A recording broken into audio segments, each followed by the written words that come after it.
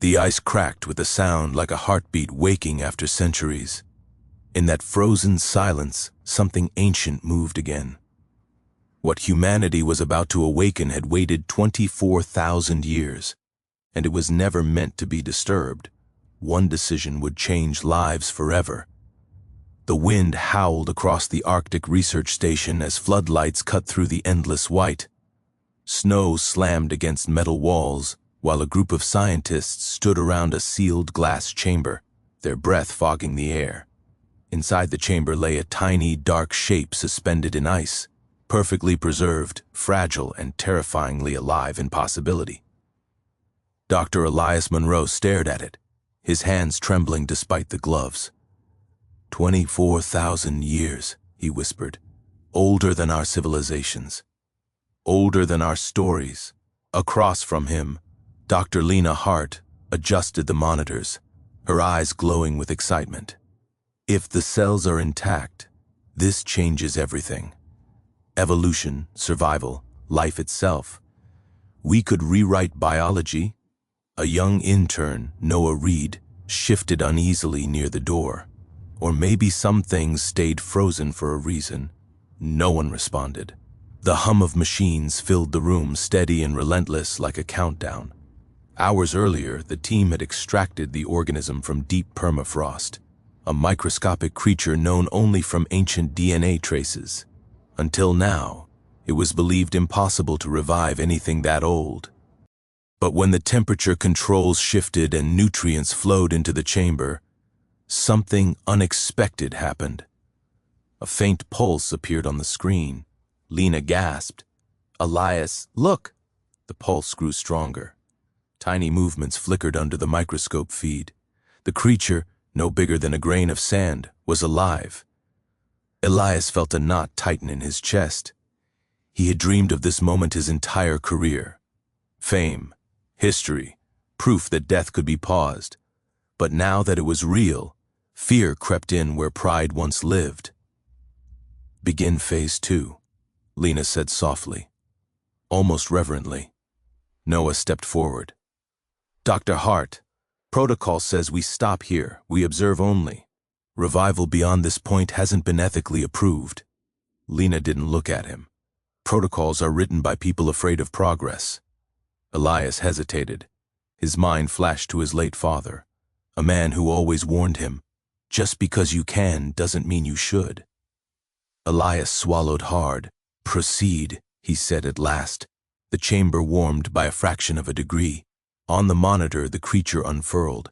Its structure was unlike anything seen before. Ancient, efficient, resilient. The sensors spiked as it adapted instantly to the new environment, as if it had been waiting all this time. Suddenly, an alarm beeped. "Energy output is rising," Noah said nervously. "That's not normal." Lena frowned. "It's learning." The lights flickered. Outside, the storm intensified, rattling the station like a warning from the earth itself. The creature began to divide. Elias's heart pounded.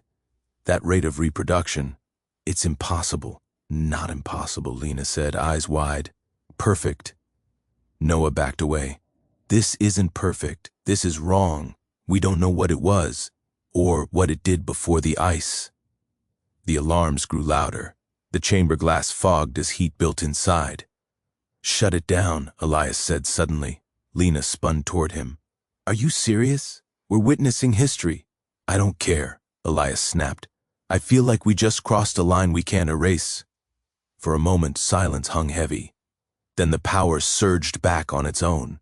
The creature reacted, sending a strange vibration through the chamber, almost like a sound too low to hear but strong enough to feel. Everyone froze as a deep pressure filled their ears and chests.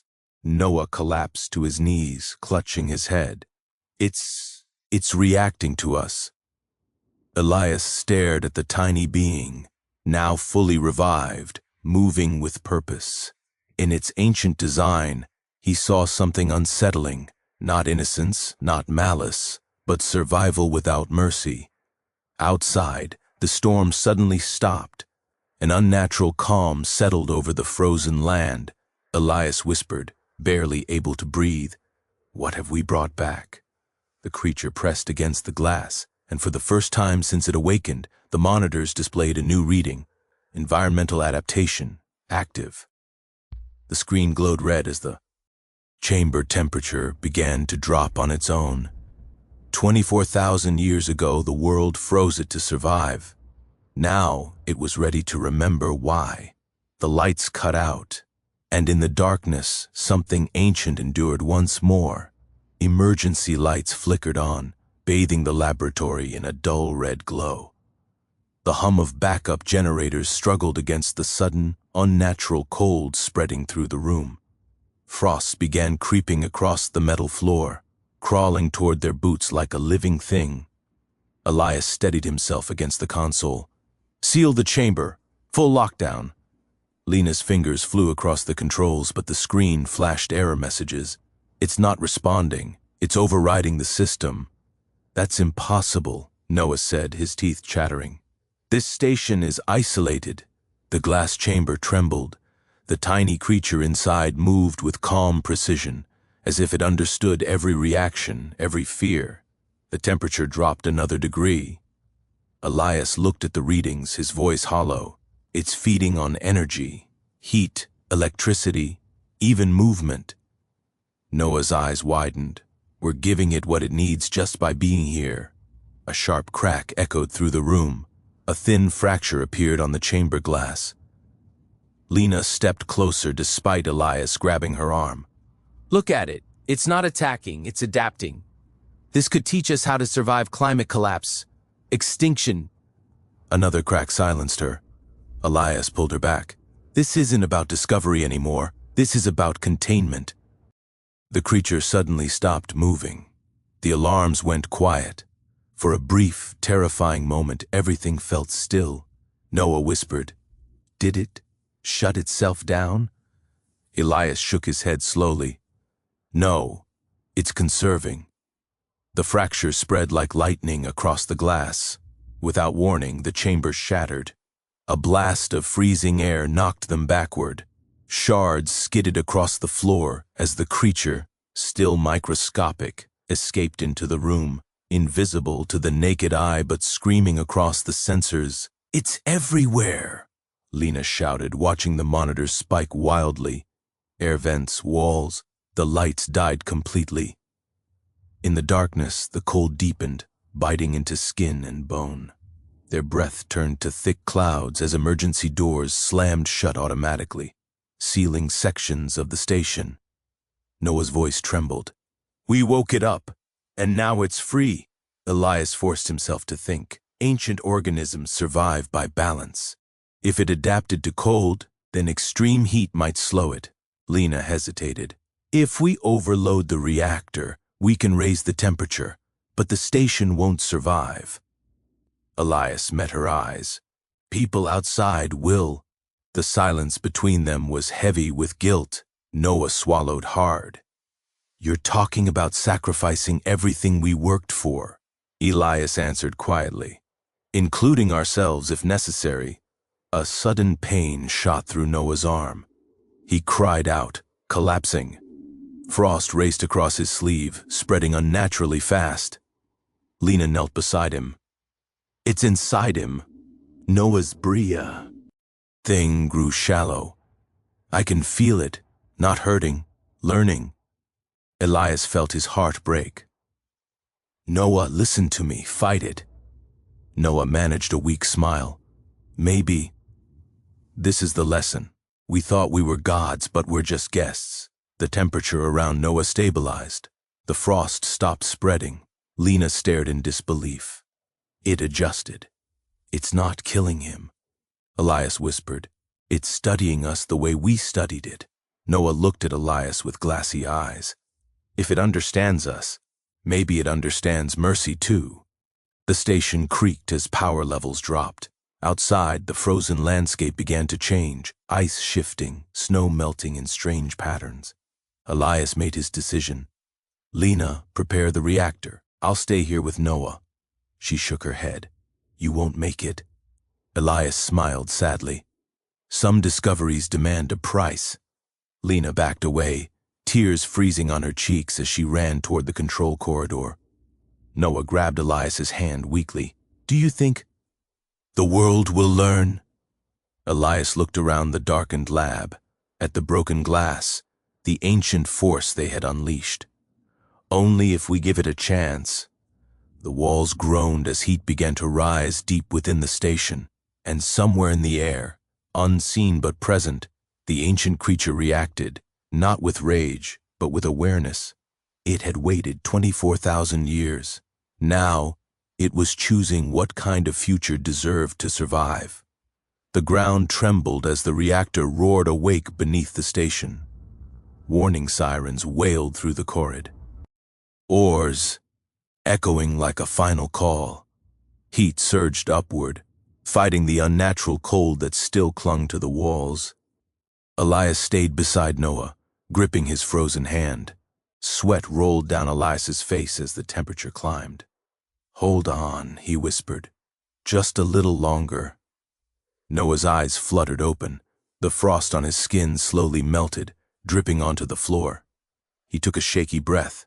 "It's pulling back." Elias felt it too. The pressure in the air eased, like a presence stepping away. Across the station, Lena slammed the final lever. "Reactor overload in 3 minutes." Her voice cracked through the intercom. "Elias, you have to leave now." Elias looked at Noah. "Can you stand?" Noah nodded weakly, leaning on Elias as they staggered toward the exit corridor. The heat was intense now, metal groaning as if the station itself were screaming. Suddenly Noah stopped. Elias turned. "What is it?" Noah's voice was calm, almost peaceful. "It doesn't want us to die." The lights flickered, then stabilized. The alarms softened, shifting tone. Elias stared at the control panel nearby. The reactor temperature was dropping. "That's not possible," Elias murmured. The ancient organism responded, not violently, not desperately, but deliberately. The heat slowed. Systems stopped overloading. The station steadied. Lena's voice came back, trembling with disbelief. "The reactor, it's stabilizing itself." Elias closed his eyes. It learned restraint. Noah looked around, tears filling his eyes. "We owed it fear, sacrifice, and choice." The unseen presence withdrew further, retreating into the deepest cold chambers where it could survive without consuming more. Outside, the storm clouds parted. For the first time in days, pale sunlight touched the ice. Rescue helicopters arrived hours later. The station was abandoned, sealed forever under international order. The discovery was classified, buried beneath layers of silence and fear. Months passed. Elias stood alone at a small memorial overlooking the frozen horizon.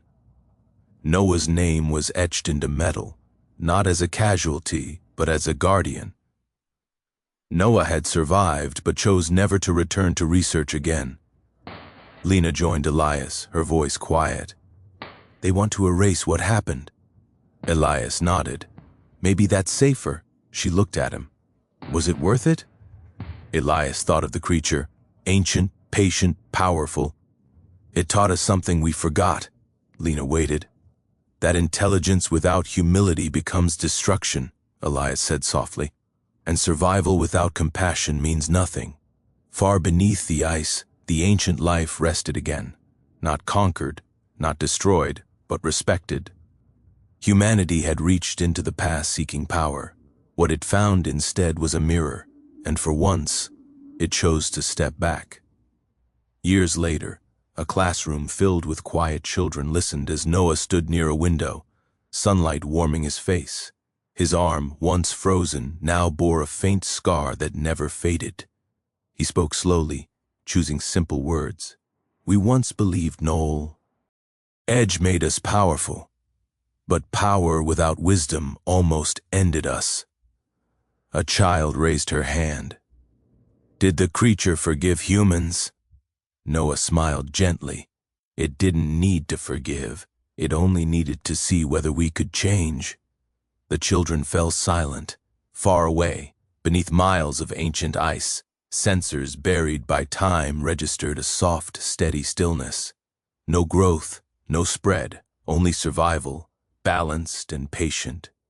In a sealed archive, Elias's final report remained locked away, never published. One line was underlined, written by hand.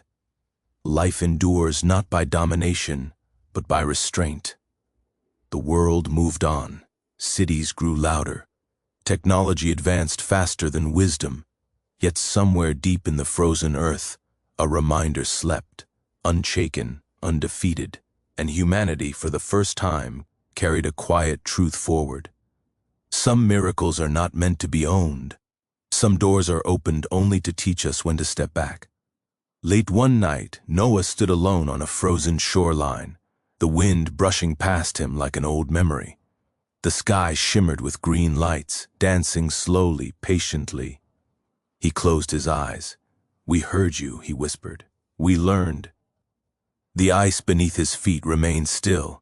Somewhere far below, ancient and aware, the world breathed in balance once more. And in that silence, something changed, not in the ice, but in the heart of humanity. Noah turned back toward the distant lights of civilization, knowing the story would never be famous, never celebrated. But it would live quietly, and choices made with care, in hands that paused before taking too much. The ancient cold remained undisturbed, and for the first time, that was enough. Morning came softly. The sun rose over the frozen land, touching the ice without breaking it. Noah walked away, leaving no footprints behind. And beneath the ancient silence, the world continued, unchanged, respected, alive.